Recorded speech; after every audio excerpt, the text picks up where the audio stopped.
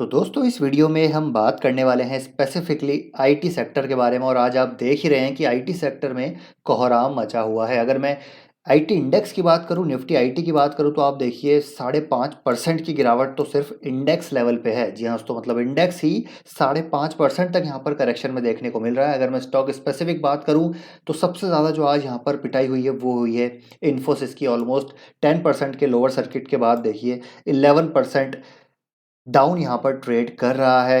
अगर मैं यहाँ पर एलटीआई की बात करूँ तो एलटीआई यहाँ पर 8% की गिरावट पे है। एलटीटीएस यहाँ पर ऑलमोस्ट 5 सवा 5% की गिरावट पे है। कोफोर 5.25%, आई थिंक परसिस्टेंट भी 7% के आसपास गिरावट पे है। टीसीएस 2%, ठीक है। टेक महिंद्रा देखिए 5.25%। विप्रो, मतलब जितने भी यहाँ पर दिग्गज शेयर हैं, चाहे लार्ज कैप की बात करें, मिड कैप की बात करें, स्मॉल कैप की बात करें, पूरा यहाँ पर जो है आज ज़बरदस्त ब्लड बाथ देखने को मिल रहा है। तो यहाँ पर गिरावट क्यों है, वो है दोस्तों बेसिकली जो मेन कारण है वो है दोस्तों इन्फोसिस के जो अर्निंग्स आई थी और टीसीएस की जो अर्निंग्स आई वो काफ़ी थोड़े यहाँ पर वीक रहे। जो एस्टिमेशंस थे, जो एक्सपेक्टेशंस थी मार्केट की, उसके हिसाब से काफ़ी वीक रहे और उसकी वजह से ओवरऑल आईटी इंडेक्स में हमको प्रेशर देखने को मिल रहा है। तो इन्फोसिस की बात करें 11%, टीसीएस भी देखिए आज यहाँ पर 2% की करेक्शन पे। और ये हमने बात भी करी थी अभी 2 दिन पहले जब हमने वीडियो पोस्ट किया था, तो हमने बात करी थी कि मंडे के दिन यहाँ पर ज़बरदस्त वॉलेटिलिटी रह सकती है। लोअर सर्किट की हमने यहाँ पर बात करी थी, इन्फोसिस की बात करी थी। इन्फोसिस के तो जो अमेरिकन डिपॉजिटरी रिसिप्ट्स है वो भी, एडीआर जो है बेसिकली, वो भी यहाँ पर 10% के लोअर सर्किट पे हमको लगते हुए देखने को मिले थे। उसके बाद देखिए अर्निंग डाउनग्रेड्स आना यहाँ पर शुरू हो चुकी है। इन्फोसिस की बात करूँ तो इन्फोसिस में चाहे मोतीलाल ओसवाल हो, सीएलएसए हो, जेफरीज हो या फिर सिटी, सब ने यहाँ पर जो है सेल की रेटिंग्स दी है। तो अर्निंग डाउनग्रेड्स की साइकिल यहाँ पर शुरू हो चुकी है। तो इन्फोसिस की बात करें, टीसीएस की बात करें, इनको डाउनग्रेड किया गया और उसी का रिफ्लेक्शन आज हमको दूसरे स्टॉक्स में भी देखने को मिल रहा है। हालांकि इनके नंबर्स आए नहीं है, लेकिन जिस प्रकार इन्फोसिस के वीक एस्टिमेशंस हैं, भविष्य को लेकर जो ग्रोथ गाइडेंस है वो काफ़ी वीक है, उसको लेकर आज सारे स्टॉक्स यहाँ पर नेगेटिवली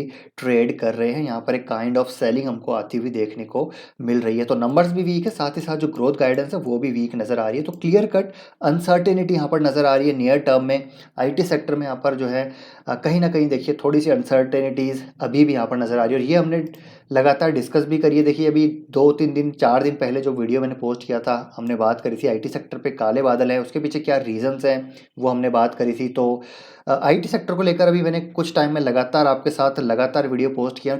यहाँ पर मैंने आपको बोला भी था कि देखिए अभी बहुत ज़्यादा अग्रेसिव हमको आईटी सेक्टर पे नहीं होना है यहाँ पर। और एक ये वीडियो हो गया, अभी देखिए कुछ दिन पहले एक और वीडियो मैंने पोस्ट किया था, आई थिंक 3 वीक पहले। ये वाला वीडियो जब मैंने आपके साथ पोस्ट किया तो उसमें भी हमने बात करी थी। और काफ़ी सारे ऐसे वीडियोज़ हैं जो पिछले 1 2 3 4 महीनों में मैंने लगातार आपके साथ शेयर किए। और यहाँ पर डेफिनेटली अनसर्टेनिटीज़ हैं। हो सकता है अगले 2 क्वार्टर, अगले 1 क्वार्टर, 2 क्वार्टर में भी यहाँ पर अनसर्टेनिटीज़ रहे, क्योंकि ग्लोबल जो स्लो डाउन है वो साफ साफ नज़र आ रहा है। जो अनसर्टेनिटीज़ हैं, इंटरेस्ट रेट हाइक साइकिल को लेकर अनसर्टेनिटीज़ हैं, वो हमने उसके हवाले से हमने बात करी थी। साथ ही साथ यहाँ पर जो ले ऑफ्स हैं और जो क्लाइंट स्पेंडिंग है वो लगातार कम हो रही है। सारे रीजंस मैं आपको पिछले कई वीडियोज़ में दे चुका हूँ, इसलिए हमने बात करी थी अग्रेसिव नहीं होना। लेकिन अब मेन क्वेश्चन है कि हमको क्या करना है। मैं स्पेसिफिकली इन्फोसिस की बात करूँगा। तो जी हाँ, तो अब देखिए इन्फोसिस जब इतनी गिरावट दिखा चुका है, आज के दिन 10-12% की गिरावट है, तो ये वीकली चार्ट पे अपने 200 डे मूविंग एवरेज के नीचे ट्रेड कर रहा है। तो डेफिनेटली थोड़ा सा वीक नज़र आ रहा है यहाँ पर, और सेलिंग हो सकती है यहाँ पर, हो सकता है और सेलिंग हो जाए। स्टॉक आपको यहाँ पर अब और नीचे आता हुआ देखने को मिल सकता है। करीब करीब 1200 का मार्क तो इसने टच कर ही लिया था ऑलमोस्ट। अभी यहाँ पर हो सकता है थोड़ा कंसोलिडेट करे, थोड़ा और नीचे आए। लेकिन लेकिन क्वेश्चन है कि क्या यहाँ पर बाय करना चाहिए। तो मेरे हिसाब से जो लॉन्ग टर्म इन्वेस्टर्स हैं उनके लिए रिस्क रिवॉर्ड रेशो बहुत ज़बरदस्त हो चुका है इन्फोसिस में। उसके पीछे रीज़न क्या है कि इसके वैल्यूएशन, जहाँ से देखिए 21 के पी पे ये स्टॉक ट्रेड कर रहा है। और अगर मैं इसका historical price to earning multiple देखूँ तो वो कितना है, 20.2। मतलब हिस्टोरिकल एवरेज है वैल्यूएशन पी की टर्म्स में बात करूँ तो 20 का, और अभी ट्रेड कर रहा है 21 पे। तो लॉन्ग टर्म जो मीडियन जो एवरेज वैल्यूएशन है उसके आसपास ट्रेड कर रहा है। तो लॉन्ग टर्म जो इन्वेस्टर्स हैं उनके लिए डेफिनेटली यहाँ पर ऐड करने का एक बहुत बढ़िया मौका है इन्फोसिस को। डेफिनेटली जैसा मैंने कहा कि ग्रोथ गाइडेंस थोड़ी सी वीक नज़र आ रही है, लेकिन जो पाइपलाइन है दोस्तों अभी भी काफ़ी स्ट्रॉन्ग है। इन्फोसिस की जो डील पाइपलाइन है, जो डील विंस है, वो अभी भी काफ़ी स्ट्रॉन्ग है। सिर्फ टी इन्फोसिस की नहीं, टीसीएस की भी आप देखेंगे तो मतलब जो डील है वो अभी भी, मतलब यहाँ पर जो लार्ज डील है उनके पास अभी भी यहाँ पर ऑल टाइम हाई पे देखने को मिल रही है। तो अनसर्टेनिटीज़ रह सकती है अगले 2-3 क्वार्टर में, लेकिन अगर मैं यहाँ पर बात करूँ 3 से 5 साल की, तो डेफिनेटली ऐड किया जा सकता है इन्फोसिस टीसीएस जैसी कंपनीज़ को। तो यहाँ पर ऐसा नहीं है कि अभी भी आपको बहुत हैवी बाय करनी है, लेकिन स्टैगर्ड वे में धीरे-धीरे हमको बाय करनी है, क्योंकि बॉटम किसी को नहीं पता। अगर बॉटम पता होता तो यार हम तो लगा देते भैया 10 प 20-50 लाख रुपए बॉटम पे ही लगाए थे, लेकिन बॉटम किसी को नहीं पता। तो आप क्या करिए, धीरे-धीरे स्टैगर्ड वे में बाइंग करनी है। आज आपको अगर यहाँ पर मान लीजिए 50,000 रुपए लगाने हैं, तो क्या कीजिए 10-10 हज़ार करके हर डिप पे आप लगाते जाइए, या फिर अपने अकॉर्डिंग आप यहाँ पर इसको सेग्रीगेट कर सकते हैं। 20,000, 20,000, 10,000, 3 अगर आप ट्रांचेस में लगाना चाहते हैं तो ऐसे कर सकते हैं। 5 ट्रांचेस में लगाना है तो 10,000, 10,000 करके लगा सकते हैं। 2 ट्रांचेस में लगाना है तो 25,000 लगा दीजिए, 25,000 लगा दीजिए। मतलब ये सिर्फ 50,000 का एग्जाम्पल है। आपकी जितनी पॉकेट है उस हिसाब से यहाँ पर मैं बता रहा हूँ, क्योंकि बॉटम हमको नहीं पता, बॉटम फॉर्मेशन कब होगा वो हमको नहीं पता। लेकिन धीरे धीरे अगर हम अच्छे वैल्यूशंस पे रिस्क रिवॉर्ड रेशो जब फेवरेबल हो तब अगर बाय करें, तो यहाँ पर लॉन्ग टर्म जो हमारा एवरेज है वो बहुत बढ़िया होगा और हमको डेफिनेटली फ़ायदा मिलता हुआ नज़र आएगा।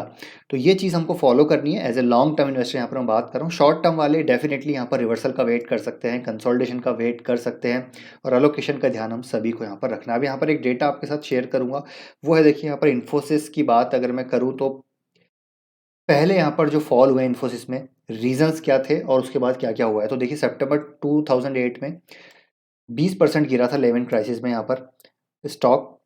उसके बाद हम सभी को पता है स्टॉक काफ़ी ऊपर गया था। 2011 में 16% गिरा था। रिसेशन फियर इन यूएस, जो कि आज के टाइम भी है, यूएस में रिसेशन फियर है, उसकी वजह से भी आप देखिए कि आईटी स्टॉक्स थोड़े से टैंक करते हुए नजर आ रहे हैं। तो 2011 में भी था और आज भी है। 2022 की बात की जाए तो रिजल्ट काफ़ी वीक थे, उसके बाद स्टॉक गिरते हुए नजर आए थे। 23% की गिरावट हुई थी अप्रैल में। अप्रैल 2023 में बात करूं, यानी कि आज के टाइम की बात करूं, तो अभी देखिए काफ़ी ज़्यादा स्टॉक गिर चुका है, 18-13%। Weak result and slow down fears, weak numbers and general market weakness. तो ये सब चीज़ पहले भी हमको देखने को मिल चुकी है। और एक और एग्जांपल दूं तो विसल ब्लोअर की न्यूज़ आई थी 2019 में, आपको ध्यान हो, जब स्टॉक आई थिंक 600-700 तक गया था। उसके बाद 2019 और 2022 में स्टॉक ने ऑल टाइम हाई लगाया। तो 2-3 साल में स्टॉक ऑल टाइम हाई लगाता है जब भी ऐसी कोई न्यूज़ आती है, जब जनरल मार्केट में एक फियर होता है, चाहे वो स्लो डाउन की वजह से हो, वीक नंबर्स की वजह से हो, आगे के ग्रोथ एस्टिमेशंस के हिसाब से हो, अर्निंग डाउनग्रेड्स की वजह से हो। तो वहाँ पर एक मौका होता है लॉन्ग टर्म इन्वेस्टर्स के लिए बाय करने का, क्योंकि आईटी सेक्टर ऐसा नहीं है कि यहाँ पर स्ट्रक्चरली यहाँ पर वीकनेस है। नहीं दोस्तों, अभी यहाँ पर देखिए जो मैक्रो है वो वीक है, स्ट्रक्चरली कोई प्रॉब्लम नहीं है। आगे की डील पाइपलाइन काफ़ी अच्छी। जैसे यहाँ पर यूएस में रिसेशन फियर्स धूमिल होते हुए नजर आएंगे, आईटी सेक्टर फिर से भागता हुआ नजर आएगा। जब इंटरेस्ट रेट हाइक साइकिल वापस यहाँ पर गिरना शुरू होगी, मतलब इंटरेस्ट रेट साइकिल यहाँ पर स्टॉप होगी बढ़ना, तो फिर से आईटी सेक्टर भागना शुरू करेगा। तो हो सकता है एक साल यहाँ पर प्रेशर रहे, लेकिन मैं यहाँ पर लॉन्ग टर्म इन्वेस्टर्स की बात कर रहा हूँ जो यहाँ पर वेल्थ बनाना चाहते हैं, तो उनके लिए ये एक ऐसा सिनेरियो है, एक ऐसी सिचुएशन है जब यहाँ पर एक्यूमुलेशन किया जा सकता है। तो मेरे हिसाब से डेफिनेटली अनसर्टेनिटी रहेगी, हो सकता है थोड़ा और करेक्ट हो स्टॉक, थोड़ा और यहाँ पर कंसोलिडेशन चले, लेकिन ये जो फेज़ है इसी को हमको यहाँ पर गो थ्रू जो है इसको सेल थ्रू करना है। उसके बाद हम ये जो है इस फियर फेज में इन्वेस्ट किया हुआ पैसे का मज़ा हम यहाँ पर जब आएगी ग्रोथ तब जब हम मज़ा लेंगे। तो यहाँ पर मेरे हिसाब से इन्फोसिस को धीरे धीरे बाय किया जा सकता है। साथ ही साथ इन्फोसिस की बात करें तो भैया 3% की डिविडेंड यील्ड इस लेवल पे हमको देखने को मिल रही है, इस प्राइसेस पे देखने को मिल रही है। 3% के आसपास ऑलमोस्ट डिविडेंड यील्ड है, थोड़ा और गिर गया तो 3% आ जाएगी। वैल्यूशन अट्रैक्टिव है। बाकी आगे की ग्रोथ की बात की जाए तो यहाँ पर आराम से 15% ग्रोथ हमको आती हुई नज़र आ सकती है। बाकी देखिए जो यहाँ पर कंजर्वेटिव हैं उनके लिए है इन्फोसिस स्टॉक, जो यहाँ पर ग्रोथ ओरिएंटेड फोकस्ड माइंड है जिनका, वो यहाँ पर मिड कैप उसमें भी जा सकते हैं और स्मॉल कैप में भी जा सकते हैं। लेकिन मेरे हिसाब से अभी जहाँ पर वैल्यू नज़र आ रही है वो यहाँ पर लार्ज कैप में नज़र आ रही है, और यहाँ पर थोड़े से ये रेजिलिएंट भी नज़र आएंगे। बाकी कौन से स्टॉक मैंने ऐड किया, तो मैंने दोस्तों इन्फोसिस ऐड किया है। दूसरा मैंने यहाँ पर आज ऐड किया है एक LTI माइंट्री, क्योंकि 8% की गिरावट है और ऑलमोस्ट यहाँ पर 4100 के आसपास जो है आ चुका है स्टॉक। तो मेरे ख्याल से यहाँ पर एक ज़बरदस्त डिमांड जोन है। अगर यहाँ पर मैंने बहुत कम स्टॉक ऐड किए LTI माइंट्री के, क्यों, क्योंकि अभी रिजल्ट आना बाकी है। हो सकता है रिजल्ट कमज़ोर आए तो और स्टॉक ऐड करने का मौका मिले, तो ये फिर गिर सकता है करीब करीब 3990 या फिर मान के चलिए 4000 तक आ सकता है ये, तो वहाँ पर और ऐड करेंगे। तो धीरे धीरे जैसे मैंने बोला एक्यूमुलेशन करना है, ऐसा नहीं है कि लमसम आज के दिन गिर गया 8% तो पूरा का पूरा पैसा ठोक दिया, ऐसा नहीं करना है। तो LTI माइंट्री दूसरा स्टॉक है, रिजल्ट का वेट ज़रूर करेंगे, लेकिन डेफिनेटली जो ऐड करना चाहता है वो कुछ स्टॉक्स यहाँ पर ऐड कर सकता है।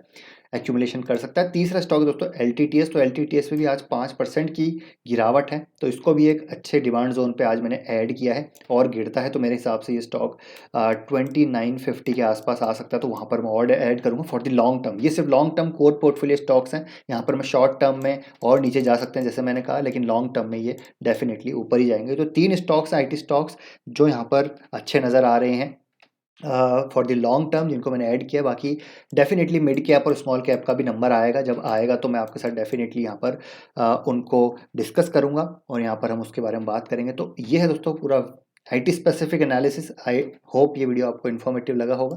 वीडियो पसंद आया तो वीडियो को लाइक कीजिए, शेयर कीजिए, चैनल को सब्सक्राइब कर लीजिए, और आपने कल के वीडियो नहीं देखे HDFC बैंक वाला, तो वो वाला वीडियो भी ज़रूर देखिएगा। इसमें भी काफ़ी सारे पॉइंट्स हमने डिस्कस किए थे। आज HDFC बैंक भी डाउन है, जो हमने बात करी थी वो यहाँ पर देखने को मिल रहा है। तो आई होप दोस्तों वीडियो पसंद आया तो लाइक ज़रूर करेंगे, और अपना ओपिनियन ज़रूर शेयर कीजिएगा IT स्टॉक्स और IT सेक्टर्स के बारे में कमेंट बॉक्स में। हमको भी एक डिफरेंट ओपिनियन जानने को मिलेगा, तो कमेंट ज़रूर कीजिएगा। मिलते हैं दोस्तों नेक्स्ट वीडियो में। Till then take care, bye bye.